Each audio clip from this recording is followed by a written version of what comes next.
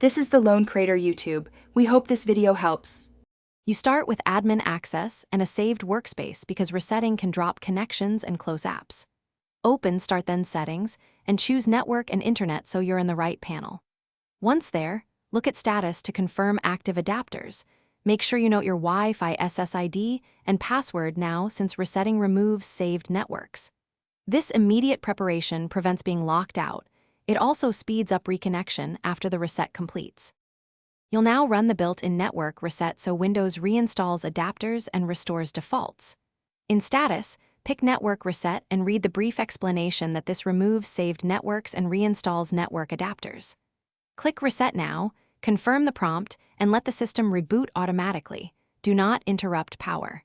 Once the PC restarts, Windows rebuilds TCP/IP, reinstalls drivers, and clears custom settings. That's why this fixes many software layer and driver conflicts. Once your system restarts, reconnect to your Wi-Fi or Ethernet and re-enter credentials. Test by loading a web page to verify DNS and routing work. If you still see problems, run Settings Right Arrow Network and Internet Right Arrow Network Troubleshooter to get guided fixes, and make sure adapter drivers are current via Device Manager. If that fails, open an elevated command prompt and run ipconfig/release, then ipconfig/renew to refresh your IP lease. A quick